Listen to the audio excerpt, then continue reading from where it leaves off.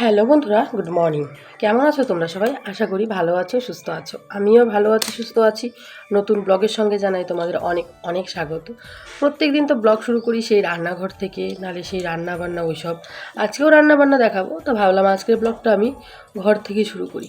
ঘুম থেকে উঠলাম, উঠে ব্রাশ করলাম, ব্রাশ করে চা খেলাম।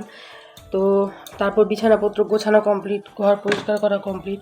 তো এখন প্রত্যেক দিন সকালে আমার কাজ হচ্ছে, তারপর মাথাটাকে ঠিকঠাক করে আঁচড়ে একটু ক্রিম টিম লাগিয়ে তারপর রান্না টান্না করা বা অন্য অন্য কাজগুলো। প্রত্যেক দিন সকালেই ঘুম থেকে উঠে চা খেয়ে তারপর কিন্তু আমি রান্নাঘর এই ঘরে আসি মাথা আঁচড়াতে। কারণ রাত্রেবেলা ঘুমানোর পর মাথাটা একদম এলোমেলো হয়ে থাকে, সেরকম পাগল পাগল লাগে, দেখতেও ভালো লাগে না। আর এখন গরমের দিন, রাত্রেবেলা আমি বিনুনি করে শুয়েছিলাম, এখন এটাকে খুলে আমি খোপা করে নিলাম। তাহলে আমার রান্না বান্না কোনো কাজেই চুলগুলো আটকাবে না, ভালো থাকবে। তো এই যে চুলটাকে সুন্দরভাবে বেঁধে নিয়েছি। কপালে সিঁদুর আছে, মাথায় সিঁদুর আছে, কিন্তু কপালে টিপ নেই। ছোটোটা টিপ দিয়ে তারপর ঘর থেকে বেরোবো, তাহলে একটু মানুষত্ব লাগবে। নাহলে এলোমেলো চুল থাকলে দেখতেও খারাপ লাগে। এই তো টিপ হয়ে গেল। তো এখন একটু মানুষত্ব লাগছে। সকাল সকালে চোখের অবস্থা যা হয় ঘুম থেকে উঠে, তারপর একটু সাজুগুজু না করলে ভালো লাগে না। তা আমি সেরকম বেশি সাজুগুজু পছন্দও করি না, আর করিও না। এই টুকিটাকি দেখো, যেমন মাথাটা একটু আঁচড় করলাম, এমনই সাজুগুজু। তাছাড়া বেশি সাজুগুজু আমার পক্ষে সম্ভবই হয় না, কারণ আমি সাজুগুজু করতেই পারি না। তো এদিকটা কাজ কমপ্লিট। এখন যাব রান্নাঘরে কী কাজ আছে সেগুলো দেখতে। আর কী রান্না হবে জানি না, বাবা চলে গেছে বড় বাজারে, আর মা বাইরেই আছে। তো দেখা যাক কী রান্না করি না করি, এখনও বলতে পারছি না। তো তার আগে প্রথমত ভাত বসাবো। ভাতটা বসিয়ে নিলে কি তারপরের যে কাজগুলো আছে, রান্নাগুলো, সেগুলো হয়ে যাবে, টুকিটাকি করতে করতে হয়ে যাবে। হয়তো আজকে মাছ আনবে। অনেক কদিন হয়ে গেল আমরা সেই বড় মাছটা খাচ্ছি না, চিংড়ি মাছ খাচ্ছি, না ডাল শুকনো মাছ ওগুলো দিয়ে চলে যাচ্ছে। আর গ্রামে দেখবে একটু অভাব অনটন থাকলে না, এগুলো দিয়ে চলে যায়, চারপাশ থেকে এনে এনে রান্না করলেও চলে যায়। তো কয়েকদিন আমাদের অবস্থাটাও এরকম, একটু অভাব অনটনের মধ্যে চলছে। এটা কয়েকদিনের মধ্যে ঠিকও হয়ে যাবে। তো এদিকের কাজ আমার কমপ্লিট। তো চলো এখন যাব রান্নাঘরে কী কী কাজ আছে সেগুলো দেখতে আর করতে। এই যে ঘরটাকে সুন্দর করেও পরিষ্কার করে নিলাম, এই সাইডগুলোকে পরিষ্কার করলাম, আর এক একটা জিনিস এখানে রাখলাম। আর দেখো আমার নেল পালিশের কালেকশান, এখানে অনেকগুলো নেল পালিশ আছে। তো এই যে, আর এখানে আছে এই যে একটা রুম স্প্রে, অনেক দিনই এনেছিলাম, কিন্তু রুম স্প্রেটা সেরকম ব্যবহারই করা হয় না। পুরো ঘর পরিষ্কার, এই সাইডগুলোকে পরিষ্কার করে নেওয়া হয়ে গেছে, সব কাজ কমপ্লিট, আলনাটাকেও গোছানো হয়ে গেছে। চলো এখন এই লাইটটা বন্ধ করে দিই। কারেন্টের যা বিল আসে, লাইটগুলো জ্বালিয়ে রাখলে সত্যি আরও বিল বেশি আসবে। আজকে বাইরেটার মধ্যে রোদ নেই, কিন্তু গরম আছে প্রচুর, একটা কী বলবো, কেমন একটা দমবন্ধ গরম লাগছে। রোদ কিন্তু নেই। আমি আজ অনেক দিন থেকে তোমাদের সাথে আমার এই সুন্দর সুন্দর ফুল যেগুলো ফুটছে সেগুলো শেয়ার করছি না। এই দেখো, এখানে সুন্দর একটা ফুল ফুটছে, চন্দ্রমল্লিকা, তার নিচে আরেকটা, আর এগুলো তো হচ্ছে নয়নতারা। আর তোমাদের একটা জিনিস দেখাবো, সেটা হচ্ছে আমার গোলাপ গাছে একটা সুন্দর গোলাপ ফুটেছে, লাল কালার। এই দেখো, লাল কালারের গোলাপটা দেখতেও কিন্তু দারুণ লাগছে। আর হলুদগুলো ফুটে মজে গেছে, হলুদ অনেকগুলো ফুটেছিল, আবার করি আসবে, আবার ফুটবে। লালটা কিন্তু দারুণ লাগছে দেখতে। আর এই সাইডে একটা গোলাপি ছিল, তো এখানে একটা কলি এসেছে। এই দেখো, সুন্দর একটা কলি এসেছে। আর এই যে সাদা গোলাপটার মধ্যে গোলাপ ফুল ফুটছেই না। তো আর কয়েকদিন দেখবো, দেখার পর এটা কেটে ফেলে দেবো, কারণ এটা শুধু বড়ই হয়ে যাচ্ছে, কিন্তু ফুল ফোটার নামগন্ধ নেই। আর এই দেখো কতগুলো ডালিয়া ফুটেছে, আর ডালিয়া গাছটা আমার থেকেও লম্বা বেশি, এত ডালিয়া ফুটেছে যে গাছটাই পুরো হেলে যাচ্ছে। আর এগুলোকে কি ফুল বলে আমি জানি না, কিন্তু দেখো কি সুন্দর ফুটে আছে। সকাল সকাল এই ফুলগুলো দেখতেও দারুণ লাগে, আর কালারটা কি সুন্দর, একদম দুধে আলতা কালার, দেখতে কিন্তু দারুণ লাগে, তাই না বলো? এটার কালারগুলো দেখলে মন ছুঁয়ে যায়। তো এটা নাকি মাটিতে লাগালে বেশি ভালো হয়, কিন্তু আমি মাটিতে লাগাইনি। আমি ভাবলাম যে এখানেই লাগিয়ে দিই, এই উপরে ফুলগুলো ফুটবে, দেখতেও ভালো লাগবে। আর পায়রাগুলো দেখো আমাকে দেখে ওরা কি করছে, বারবার আসছে, ওরা দিয়ে এই পাশে আসছে আবার ও পাশে যাচ্ছে, কারণ ওদের এখন খিদে পেয়েছে, ওদেরকে এখন চাল দিতে হবে। এটা আমার প্রত্যেক দিনের কাজ। ওরা শুধু আমার পেছন না, ওরা যখন বাবা মা ঘর থেকে বেরোয় না, তখনও কিন্তু ওরা বাবা মার পেছন পেছন ঘুরঘুর করে। আর এখন ওদের বাচ্চা আছে, তাই ওরা একটু বেশি ঘুরঘুর করে। বাচ্চা থাকলে ওদের খিদেটা বেশি থাকে। আয় আয় আয় আয় আয়, এই এখন দৌড়ে চলে আসবে। এই দেখো, আয় আয় টি টি টি টি টি টি টি টি টি টি টি টি টি টি টি টি টি টি টি। এই দেখো চলে এসেছে। আরও 3টা আছে, ওগুলো ঘরে আছে, বাচ্চা পেরেছে তো, 3টার ঘরেই বাচ্চা আছে। তো এই কারণে কিন্তু বাচ্চা রেখে ওরা আসে না। এরা হচ্ছে পুরুষ, এরা কিন্তু খাবার নিয়ে চলে যাবে ওখানে, ওখানে গিয়ে মহিলাদের খাবার দেবে, তাছাড়া ওদের যে বাচ্চাগুলো আছে ওদেরকেও খাবার দেবে। তো চলো এখন আমি রান্নার দিকে যাই, কি রান্না করব কি না করব সেগুলোই ভাবতে হবে। এখানে কয়েকটা পাঁপড় রয়ে গেছে, পাঁপড়গুলো ভাজতে হবে একদিন। আর সবজির মধ্যে যে বেগুন আর টমেটো, আর কিছু নেই। বাবা যদি মাছ আনে তাহলে মাছ রান্না করব। চলো এখন রান্না বান্নার দিকে যাই। এখানে দেখো কত খড়ি আমার মা জোগাড় করে রেখেছে, উনান টুনান সব মোছামুছি কমপ্লিট। এখন রান্না টান্না করব।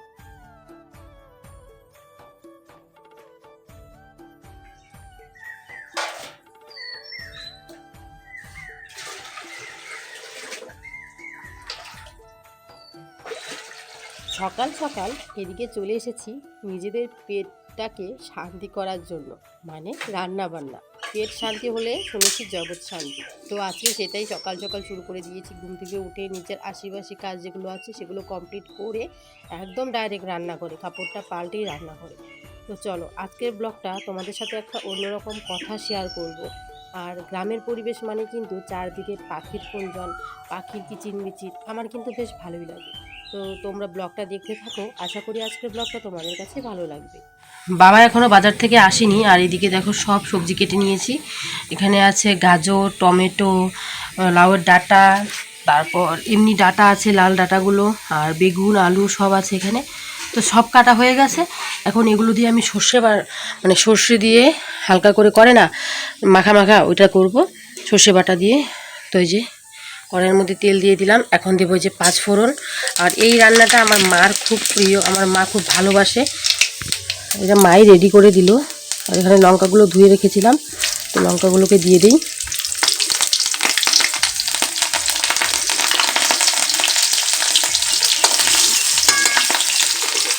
সবজিটা ধুয়ে নিয়ে এসে জলের মধ্যে ভিজিয়ে।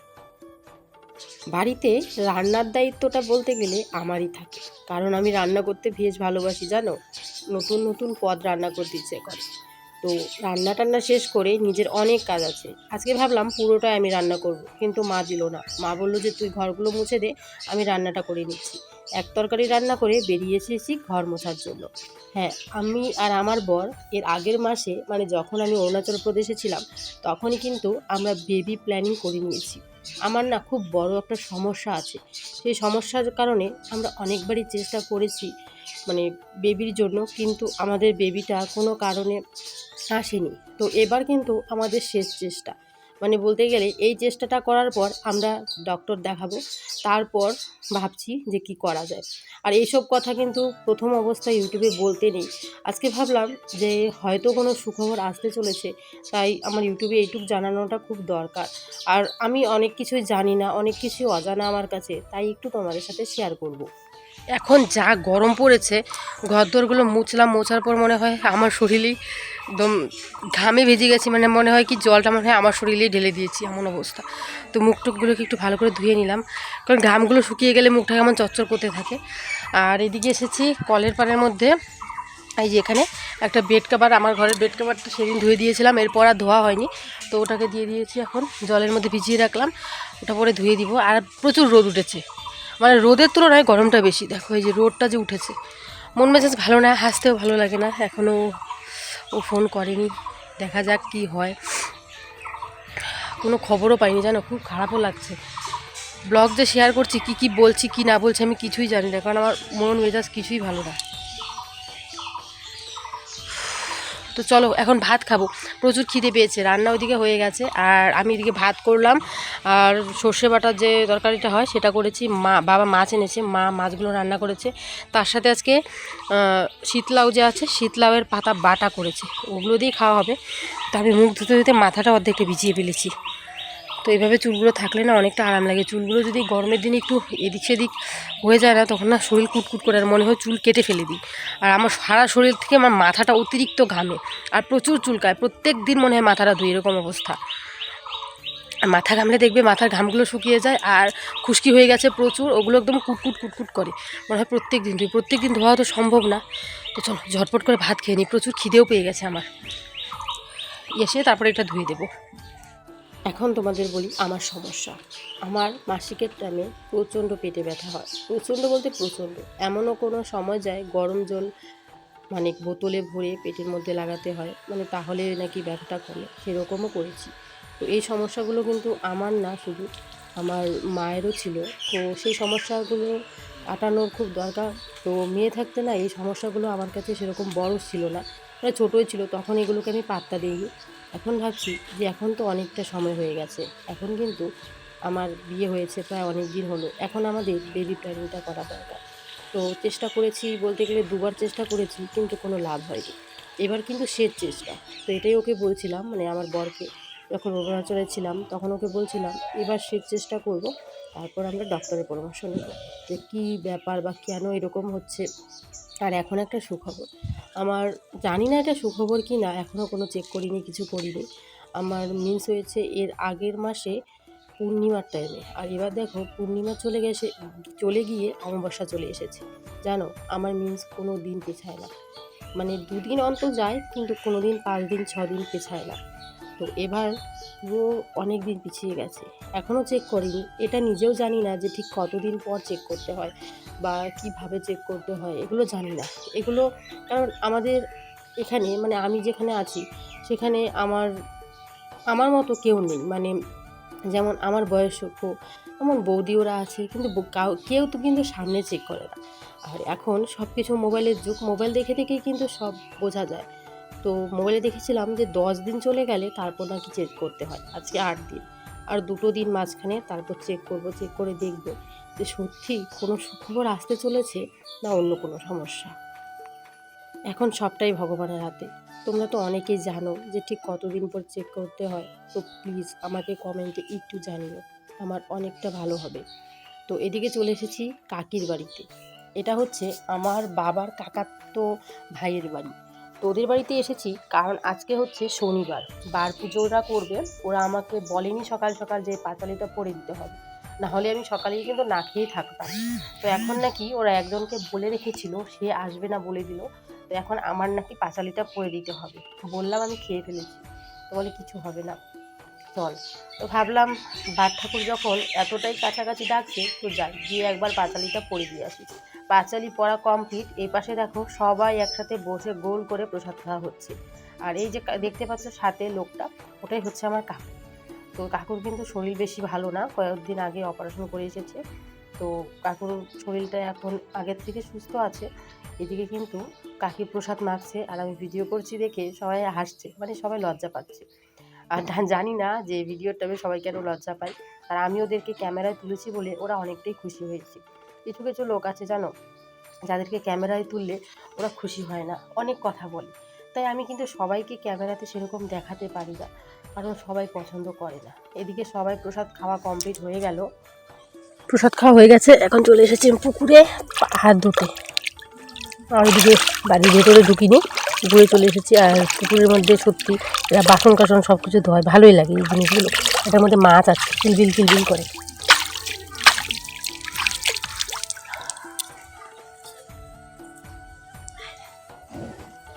চলো এখন বাড়ি যাই। চলে যাচ্ছে এখন বাড়িতে। আর কাকুদের বাড়িটা না একটু অন্য জায়গায়, দেখো এই যে এখানে একটা বাড়ি, পুরো জমি, চারপাশে জমির মধ্যে যে একটা বাড়ি।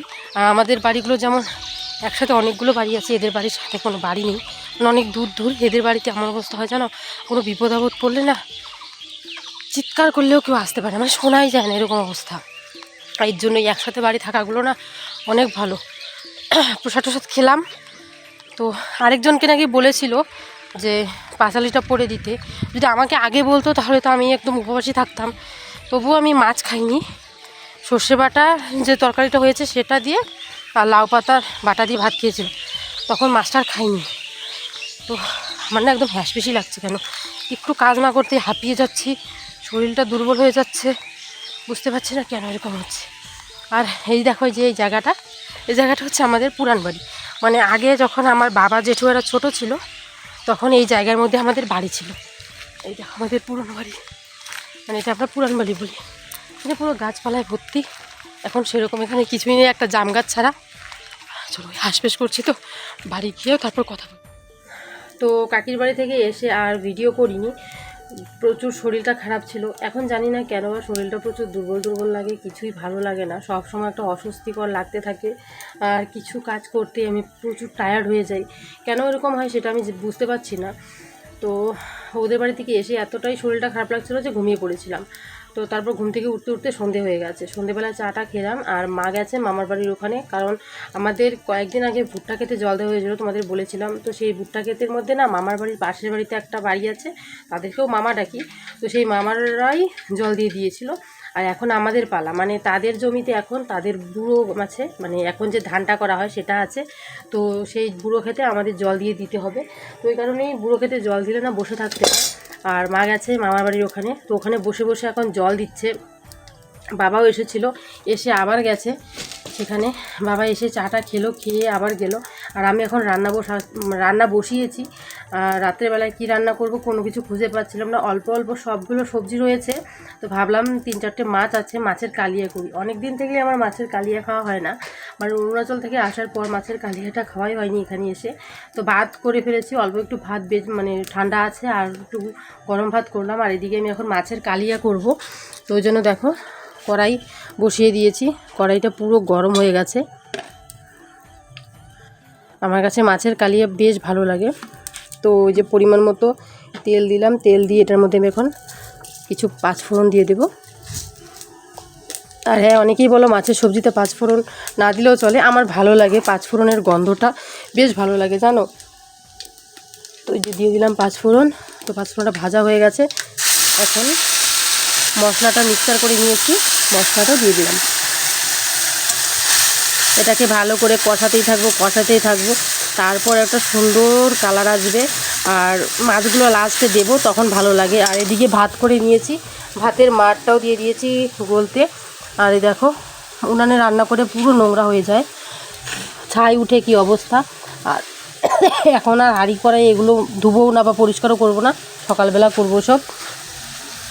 এখন আর এসব ভালো লাগছে না কিছুই, জানি না কেন প্রচুর শরীরটা দুর্বল লাগে, ভালোই লাগে না কিছু জানো। সব সময় কাজ না করলেও না আমি প্রচণ্ড টায়ার্ড হয়ে যাচ্ছি। পরিমাণ মতো লবণ আর দিয়ে দিব পরিমাণ মতো হলুদ। কেন যে এরকম হচ্ছে, শরীরটা কিছুতেই ভালো লাগে না। পরিমাণ মতো হলুদ, এখন নাড়াচাড়া করতে থাকবো। আমাদের সন্ধ্যাবেলা সবার চা টা খাওয়া কমপ্লিট। আমার রান্না করলে না প্রচুর বাসন লাগে, আমার মা রান্না করলে বাসনও কম লাগে, সেরকম রান্নাও টেস্ট হয়।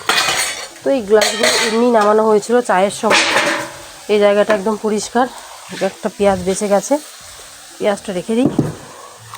আর আমি চাকু দিয়ে পেঁয়াজটা সব কিছু কেটে নিয়েছি। এই জায়গাটাকে একটু পরিষ্কার করে এদিকে নাড়ানাড়ি করি। আর এখানে অল্প এখনও চা রয়ে গেছে, মা খায়নি চা, বাবা খেয়েছে শুধু। মা সন্ধ্যের আগেই গেছে মামা বাড়ি ওখানে।